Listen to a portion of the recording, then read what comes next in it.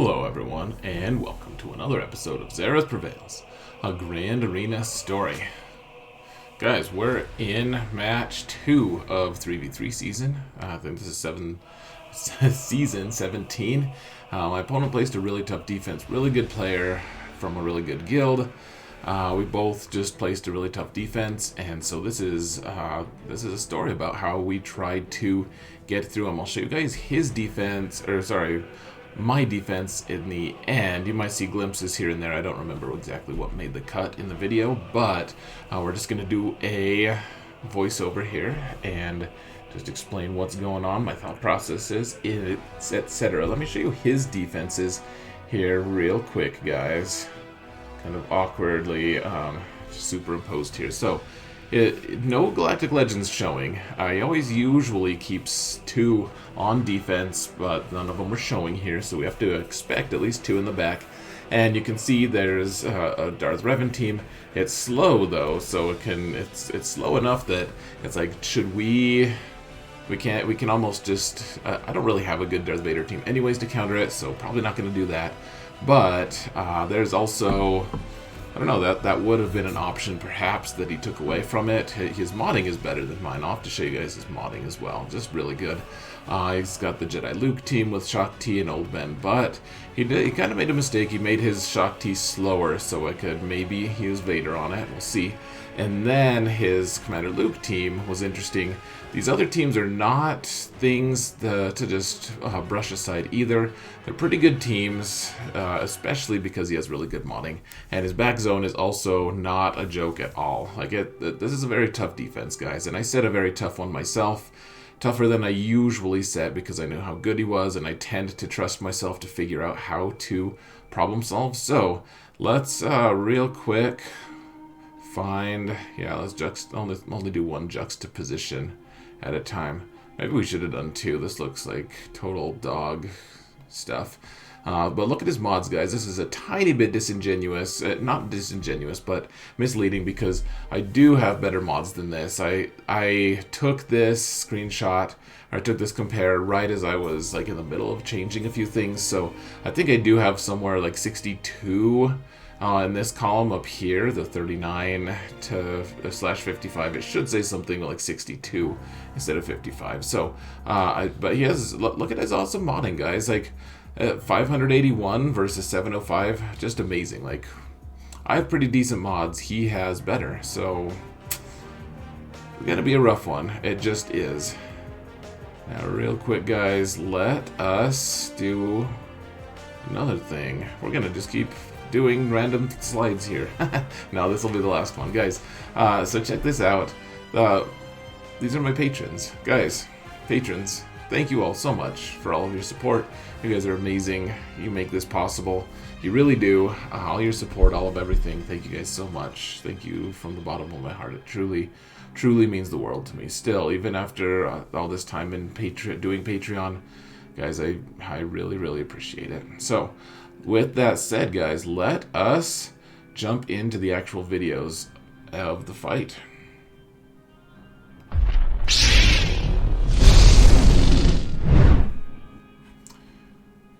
Alright, guys.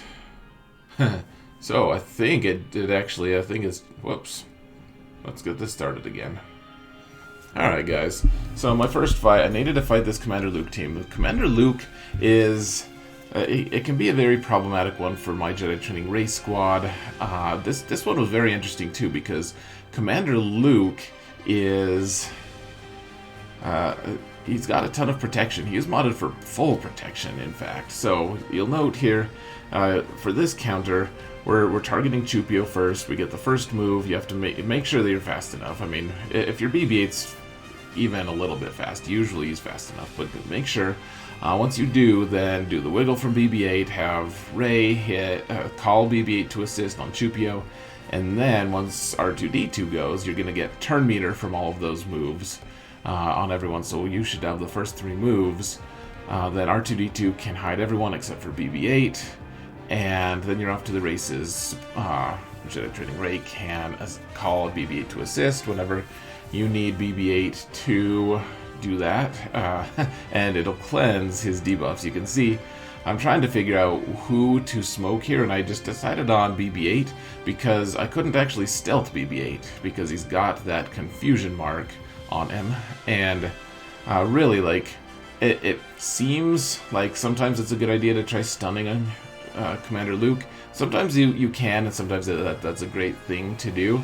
They don't really have a way to dispel it, but if he has decent tenacity, this one did not have good tenacity, but if he does, then just maybe just don't, because Chupio then grabs that tenacity and spreads it around even more, or at least a big chunk of it. So you can see I'm not doing much damage on my exposes because Commander Luke had I think only 1,000 extra random health, and all of this damage on this squad, even though they're all Relic 7, it's all based off of percent health on exposes, and so clearly just not working out, or not going to do as much damage. So that being said, we still managed to get through. This was a very strangely modded Commander Luke, but after thinking about it for a little bit, I figured, why not? Let's just do it. So now this one I've done a few times.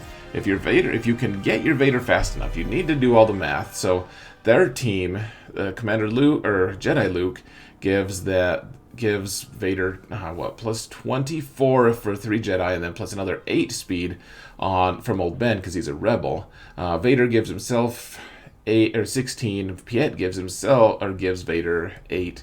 And so you just need to make sure that, gosh, we need to pause it, guys. We're losing too much here. I'm sorry. This is a pretty technical piece of everything.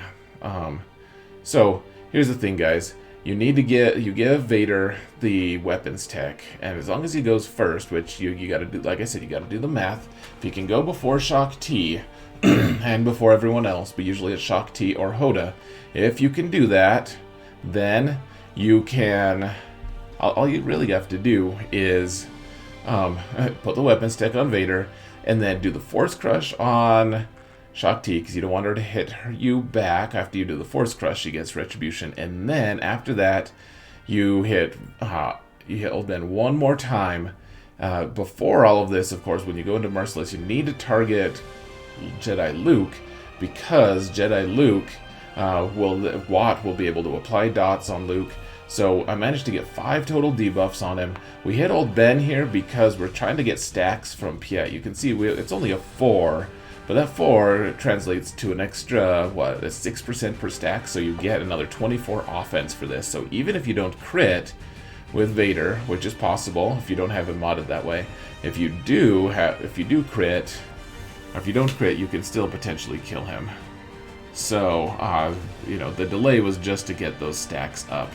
Okay, so we killed Old Ben, and now Shock T's alive, and doing well for herself. And it's like, how do I maximize my banners? It's not really a great option that I found in the moment. Decided to try to get Watt's health up a little bit, I guess. Or try to get everyone's protection up a little bit. All of that stuff, just try to wipe. We're gonna win this. Now that Luke's gone, there's no question that we're gonna win this. We're just not gonna get as high up banners. So, just mitigate as best you can and move along, I suppose. Let's move my camera over just a little so we can see the protection and debuffs and stuff a little better. All right, so we got another win there, and I decided I have 3 Galactic Legends available for offense. Why not just get a pretty high percentage win here? And by high percentage, this is such an easy counter, actually, guys. We're using I put it on 1x speed there for a minute there, just to show you guys the link, how slow it is in 1x. So crazy, they don't animate anything for 1x speed anymore. They animate everything for 4x. And so now if we put it on 1x, it's so silly. But alright, so what we're doing here, Sith Eternal is all alone against one of the best defensive teams in this game. And you just put Link on Darth Revan and Basti. You're going to go first because you're a Galactic Legend and they aren't. It sucks to be them. And then they're just hanging out linked. They can't do crits to you. They every time they go, you're gaining your you're gaining your, whatever it's called, guys, your ultimate. And, eventually you just want to kind of time it if you can. You want to heal yourself a little bit before you go in.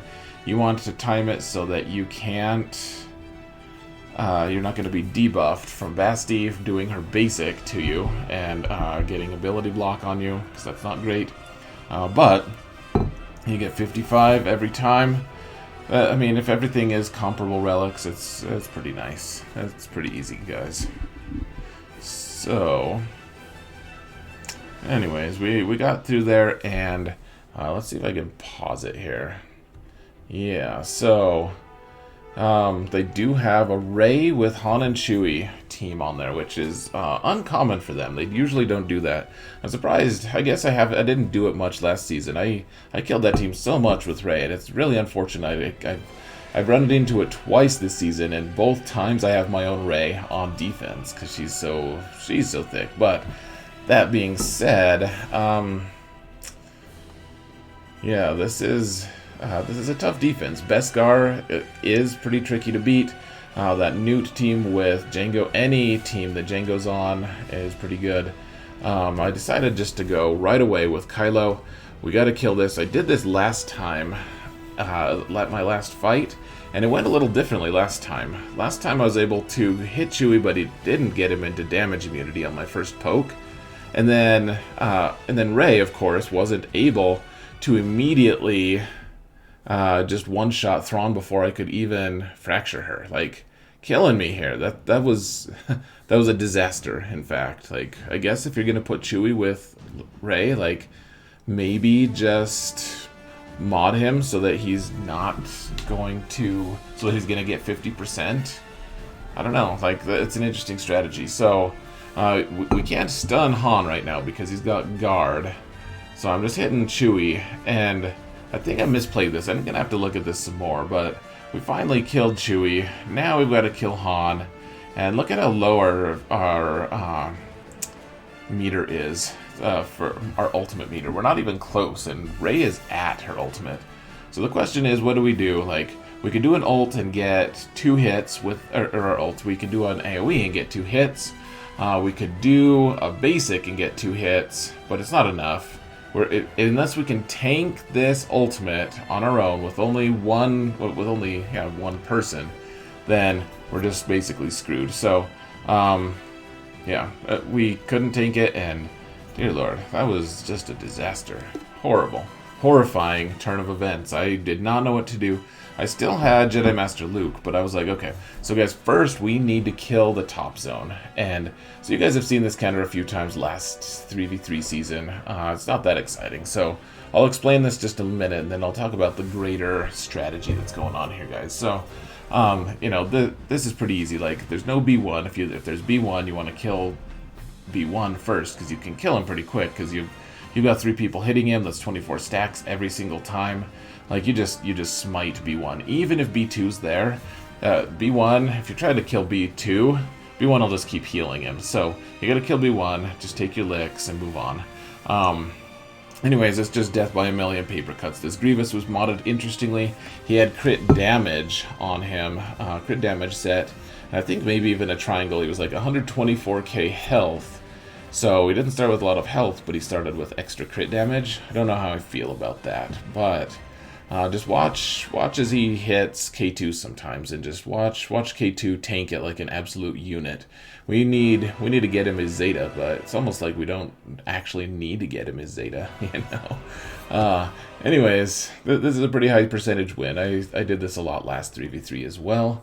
Anyways, guys, here's the thing. My opponent had attacked already, and I knew what his score was, and I knew that he had struggled some, and I knew that if we just ended up ignoring that Rey team in the back, we might still be able to win. So the question became, like, what exactly, like, how much resources should we put in? And the answer is, like, not much, not many resources. We want to get the win first, right? Like, getting a full clear is amazing. We love getting a full clear, but the win comes first. That to me, that seems obvious. For you guys, if you guys just tuning in for the first time, I mean, that's what we go for here. You know, winning is all the things that matter. So, anyways, there are other things that matter. Just to be clear, guys, like money and fame, glory. I feel like there's like a ton of things that matter a lot. You know, like just doing what you want whenever you want. There's you know, just ego, all kinds of things that matter. Anyways, amongst those, though, are trying to get the win when you can. That's the most important thing. If you're in a competition, that's what matters. So, we're killing the top zone first, then maybe we kill ships. You guys can see the score here. He didn't get a complete clear on me. We'll just say that. I did go back for a minute. I was like, you know what? Maybe I can just smite Han real quick with Geos. Maybe we could just make that happen. If we can do that, then like we can finish her off. We can finish Rey off with a lot of different teams. Well, a lot. There's not a ton of teams, but you can see my Geo spy just completely crapped the bed, and we're just left with you know, we've still got a shot. So Han is in damage immunity now. If we can get a turn, we can heal ourselves, get a brute back. We're just gonna hit her for a little bit. We need debuffs. She's about to hit her ult, so you need to put all the debuffs on someone. So Spy got that. Getting turn meter. Okay, one more turn, but one more shot. But Han is he's not debuffed.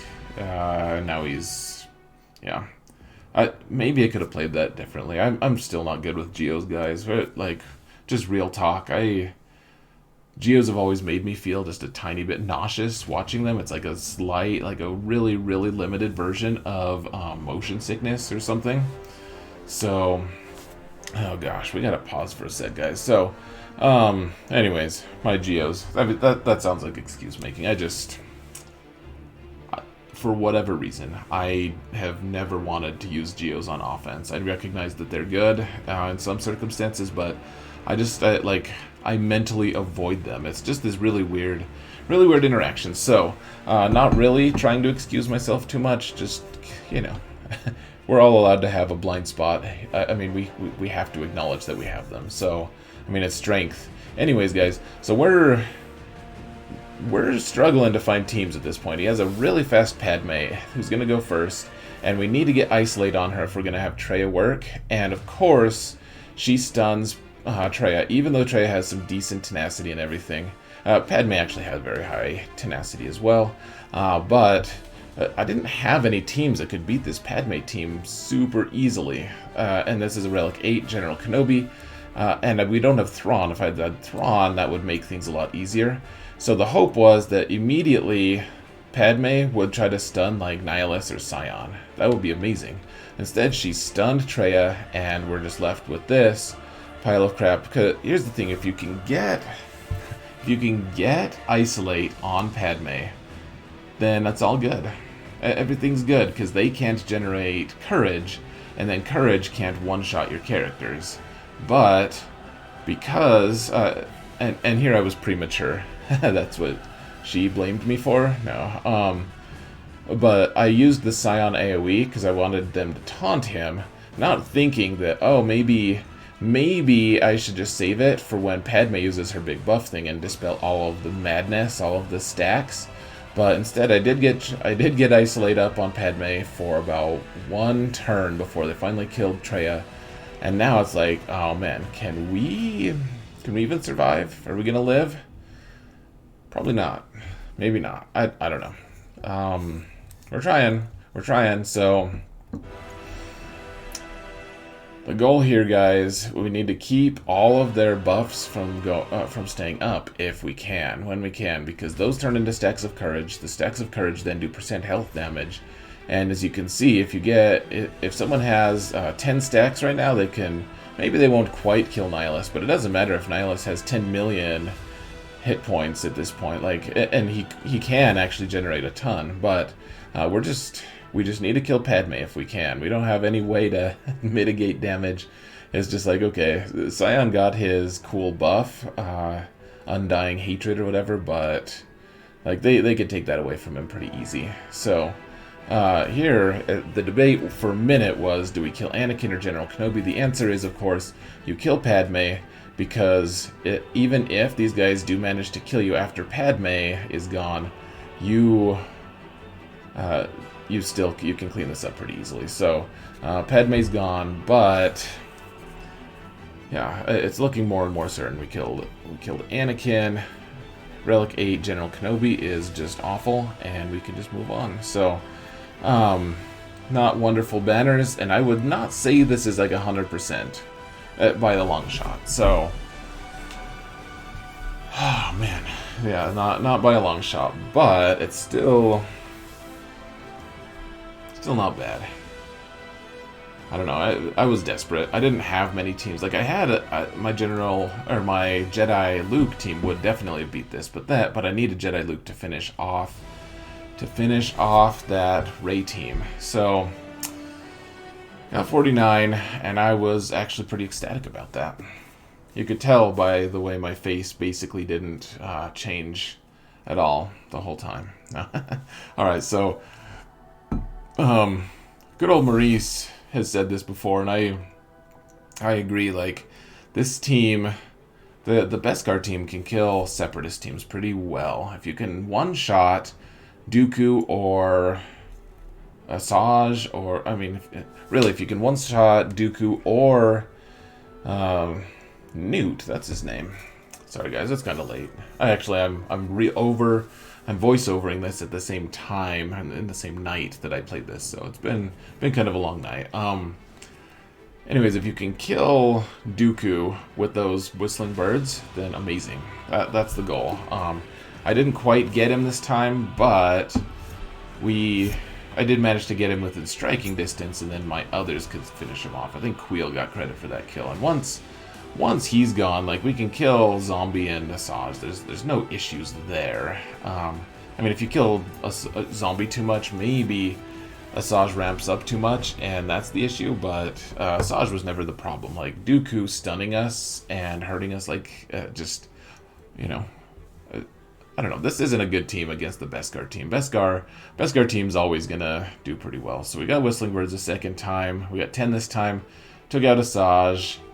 And Zombie's actually surviving for just long enough. We can actually just clean up our health and protection a little bit and end up getting max banners against this one. So Zombie actually took a turn and ended things. Died of sadness. So good to go there. And now we have this Kylo team. We need to kill that Kylo team. And I couldn't kill that Kylo team with my Han and Chewie. So the team that made most sense, you want to kill this. This is like a cheating social contract team. Like, it's not. I mean, Jedi Training Rey with the Hero Bros can be good, but I don't know. Like, it's cheating yourself in a lot of ways. Like, this team dies pretty easy. You can see you kill Finn first, then Poe, then Jedi Rey, and you get. I don't know. It's just not nearly as resilient or damage dealing because you don't have Finn lead. Like, half of the good of that Finn Poe team is that Finn lead just does so much for the Hero Bros. So, guys, I debated for a long time. I was like, finally decided. I have General Skywalker, which I needed for something in the bottom. I had my Jedi Master Luke, and to finish her off, though, we decided that this is Gambit Fight Night. So myself, you can even see at the top, you can see Fruit Ninja Mike's like little portrait. That, you know, he was our guest, so you can see he's actually there with us. I just cut off all of our heads so that you guys aren't just gawking at us, reacting to things as they play out. Maybe you guys would like that. Let me know in the comments below if you like it. But that being said, I thought for a long time, I was like, okay, I'll use my normal, like, Basti plus Ahsoka plus Ki-Adi-Mundi to take this team out. And this team doesn't have a ton of damage per second. It's just Red Trooper, who is Relic 7. He does a lot of damage. But we all decided that probably I would need Kieti Mundi to help me finish off that Ray team. So I decided to try something else, and that was Bounty Hunters. And it can get dicey. There's two. We need to get our contract, you see. And the squishy one, of course, the one that you'd need to target to get to target lock is, or to get to Bounty Hunter contract, is Red Trooper. Of course, there's two different characters who can taunt. So, Bosk and Grief both need to be faster than everyone. So that's a huge component of it. But then, I mean, you can see like Bosk is stunned. He's still taunting, haha.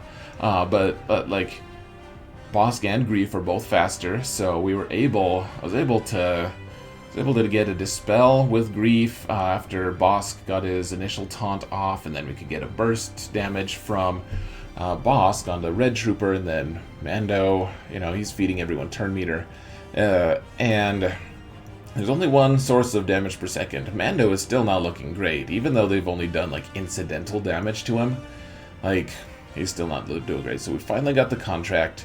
You have to look here closely and make sure that Mando has the crit chance or crit damage up, whatever it is, buff, because he can't execute anyone or disintegrate anyone unless he has that. That's a component. You not only have to get the contract, you need to get that buff. So I was looking and making sure that Grief, because Grief was in a place where he could provide that buff to him. And now, and I didn't need to provide it, so I ended up using a burst attack instead to dispel. And I mean, that's basically it, guys. Once you kill Red Trooper, then you can just wait to disintegrate forever if you want. I'm not saying you should or that you have to, but you can. Alright, so execute Kylo.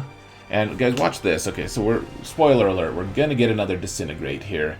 And when he disintegrates it, it'll make the little animation for killing, and then it's like he disappears, but then his corpse still hits the ground.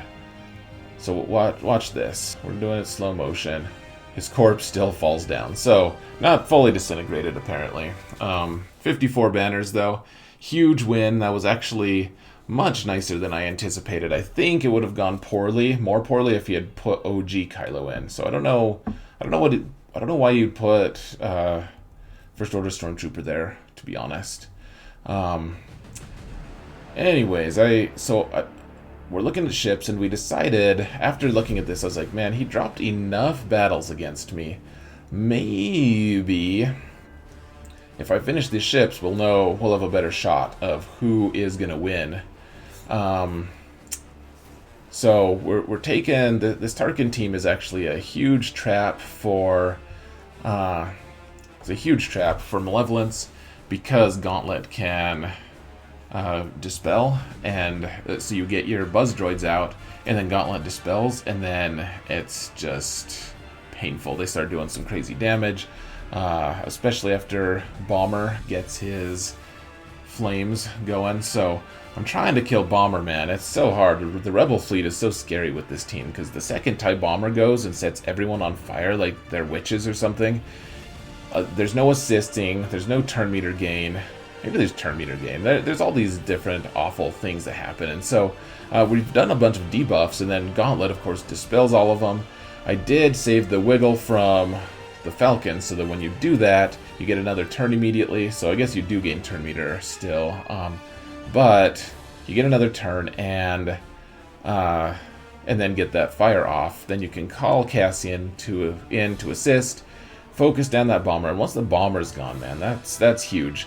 Now look at how close to death Biston is. I was like, man, what if I tried to dispel him? But it's a locked debuff, the fire, and it's going to do 15% damage when Biston takes a turn. So check this out, guys. This is lucky, but something's going to happen where Biston ends up gaining bonus protection. So when he takes a turn, he'll be able to just take that as his damage instead of on his health, and he survives.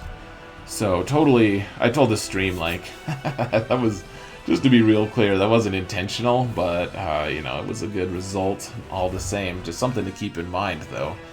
So, we're just trying for good banners now. It's pretty obvious, like, maybe they can get to their ult if we get really unlucky, but at this point, we can just assume that we're going to get it. We can assume. Does that mean we should? I'll let you guys decide. It feels so dicey, guys, taking a Rebel fleet in, and you really do need Biston to be able to facilitate, but once you do, you can see 65. At first I was pretty gloomy. You can go back and see how little damage I was doing. Really bad RNG to start with, good RNG to end with. It's all good. Now we've got a Radis team, and Malevolence has been glitched lately, guys. People with Buzz Droids are not getting assisted against that often. Now watch, this is pretty bad RNG right here. Trying to stun the Falcon, and Falcon dodges. I mean, that happens, but you guys can just watch, like, so many dodges here. Lots of it have to do with it's not expose, it's foresight. So, not really complaining, but this is what makes Radis really good. I remember for a long time, the general consensus was that Radis was not a good fleet at all. Now, you note that I did manage to get that healing immunity, the buff immunity on Houndstooth, and once you get that, you have to use your initial Vulture. Once he's gone, then that ability is gone from this team. But if you can land that on Houndstooth, he just dies so fast, so easily. Really good timing on my part. That sounds like a boast. I more mean like really fortunate timing. I didn't quite plan it that way. The cards did kind of fall that way though. So now we're just going to deal with Poe and his millions of dodges. Get that Falcon out of there as quick as you can, though, because that thing is rough. Yeah, the other reason Malevolence is great is it has all the dispels and everything. I mean, I use Malevolence, or I use Radis to kill Malevolence in fleets, so that happens. Anyways, guys, this is stretching on a long time, and every time he takes he uses a special while he has Foresight up, which he gets Foresight at the start of the turn, then Radis's ultimate ability disappears. It disappears, dear lord. I wish it disappeared to know. That Foresight... Gosh, I can't even talk. I'm gonna get a drink, guys. The Radis's ultimate is what I'm trying to say, and his cooldown. Its cooldown, her cooldown, goes down by 1. So, the AI is actually doing an okay job. I mean, I can't hit. They have Foresight, they have lots of dodge. Finally, I get my ultimate, and Radis can't take a turn. I think Radis might have been able to kill me next time, but straddling the line of shame in fleet's pretty good. Pretty good result. I'm happy enough with that. And with that, you can see I'm actually ahead by I need to clear 3 teams. He needs to clear 2, and I'm ahead by 10 banners. But so I'm like, okay, I think we're good. We're still gonna try to full clear though, obviously. Like my opponent might be shamming. You just never know. So we're taking General Skywalker here. I had all my clones, and I even have Ahsoka here. So just take. I mean, this is such overkill, guys. This really is just disgusting overkill. But you kill Newt once, and he's not going to get back up again because it's General Skywalker lead. You kill Jango once, and Jango can't get back up again because it's General Skywalker lead. So they didn't even knock Skywalker down. 51, really comfortable banners, and with that, I was pretty sure victory was assured. But that being said, who knows? Like, we want to get that full clear for the guarantee, right? So this Beskar team, pretty quick. My Rex is faster, and did decide to take Arc Trooper here, specifically because Echo can dispel with his grenade, but not every turn, and Arc actually gives a dispel to another random character if you want. So the idea here is just to get a Rexecute on Bando, and then a Rexecute on Queel and IG-11 over time. So, you know, maybe they kill one of our clones, maybe they don't, but Rex has insurance. Even if they target him, which is Relic 5, he's, well, I wouldn't say he's tanky, but, you know, he's okay. He's alright. Like, he won't just get one shot, like, he won't get pwned like a total noob, at least, not right away. Now, I was waiting for that for the Foresight. You can see IG-11 gave Foresight out, and now it's time. Like, I was like, okay, let's get rid of some Foresight on a couple of these guys. Hopefully Rex can get a turn, and we can just Rexecute all over Bando, which we did. They did manage to kill Arc, which meant it killed 5s, and it was like, okay, well, so we killed them.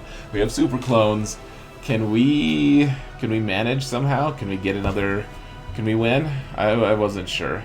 But the one cool thing, like, IG-11 keeps trying to taunt, and Arc Trooper just keeps knocking it down, just swatting it. It's pretty cool. So you Rexecute, IG, and then kill Queel, and that's a wrap. 47, not great banners, but, I mean, we still won on a one-shot. I mean, I still had a few other teams. The thing that my opponent did a really good job of, he made a lot of teams. Like, I couldn't use Night Sisters against any of this, for instance. Like, maybe against, like, Dooku or something, it gets dicey. So, alright, so this, we're using... oh, it's disappointing. These guys are all relicked, guys. This is Canderous Relic 5. It was... so this is Armor Relic 3, and Bo-Katan was Relic 3 as well. And I had no illusions that this would win, but we need to get Rey to survive long enough to do Lifeblood a few times so that she's in yellow starting. So she did Lifeblood, she eventually did a Whirlwind and killed us, and her health is in yellow. So now it's time, guys. The time has come. We need to kill them with... this is the only team we have left. If we're gonna clear this team, has to be Jedi Master Luke. Gotta kill Han first. We need to get ability block on Rey so that she doesn't do Lifeblood and make this whole thing really, really hard. So we got a fortunate ability block. She doesn't have a ton of tenacity. This wasn't a high tenacity Rey, and I do have a lot of potency on my Luke anyways. We have Luke as the leader so that he can be the one to so that he can just take the taunt. So that he can be the taunt. You can see she does a Whirlwind, does incidental damage to these guys, but doesn't actually kill them, and Ki-Adi-Mundi gets the kill. So 21, extremely controlled and professional. Banners there at the end for the full clear, and the win against Mr. L. Colonel from Shadowlands. Really proud of this win, guys. It's a good player. So... let me show you guys my defenses. Hold on. Sorry, you guys get to stare at a black screen for a minute, and I'm not going to do anything about it. Except for eventually push the button.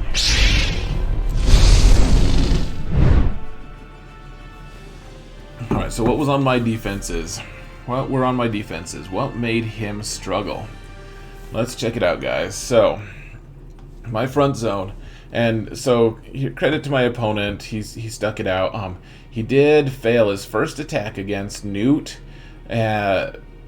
He failed it by crashing. At least that's what he claims, and I believe him. I don't know what he used, though. I would like to know what he was using there, because it eventually led to him using 6 teams to beat it instead of just 1. That could have just totally turned the tide. I have no idea. He also failed. He told me in messages, he said that the Rey team, he just failed on his own because he was being dumb or something. I don't think he said that. Those weren't exact words, and I don't think he's dumb. But I did fail on there naturally. Not sure what he used against my Darth Revan team. And then in the back, though, here's the thing. I was trying and didn't succeed. I thought maybe he likes to use his Sith Eternal team to kill Rey here. And... so I was hoping he'd use Sith Eternal with Watt to kill Rey, so then when he got to the back, he would get stuck on my really fast Jedi or Shock T team with Jedi Luke in the lead. He didn't. He got a 55 here, so I think he just used Sith Eternal solo, is what I'm pretty sure he used. Like, Rey could have done it too, but Rey was on his defense, so pretty sure he used Sith Eternal there. And then he got a 46 or 47 against this Commander Luke team, so he won that one just by on the very edge. My guess is that he used Supreme Leader Kylo. Well, no, he didn't. If he used Supreme Leader Kylo on a team, he would have gotten a 54, because it's really easy if you just take like Hux and First Order officer, you get 54 every time. Even just Hux, you get it. So, don't know what he used there. Maybe he used his... no, he didn't use Jedi Ray. We'll just have to see, guys. I have no idea what he used, but he got a one-shot, clearly. Didn't touch my Grievous. I thought maybe, this whole time I'm like, maybe he just saved a team to kill Grievous. And I don't know, I'm still like not convinced that he didn't. We'll see. I thought maybe he would wait to kill that just for an extra 54, just in case I planned around all of my attacks, and he would be able to just get a quick kill. He would have killed this Jedi Revan team if he could, though. Clearly, 7 battles. For a little bit, I thought maybe he was just fishing for cooldown increases so that he could get a kill really fast, but clearly it wasn't working out, whatever he was trying to do. Be interesting to see my history. And then up top, my defenses, we had Kylo with the Red Trooper and this Kylo. Everything got one shot up here, even the social convention team, the social contract team, whatever. Padme died, and this poor Poggle squad died as well. It's hard to say poor Poggle. Who cares about Poggle, really? And then, yeah. My poor negotiator, poor Tarkin and Executrix. He did go the full bout of reinforcements, though, guys. He took all of them in, so it was a pretty close fight. I thought that he had placed his own negotiator in the back based on just how close that was. But all right, guys, I think that's gonna settle it for us tonight. This has gone on long enough. So, guys, thank you all so much for watching, and remember that in all things, Xaereth prevails.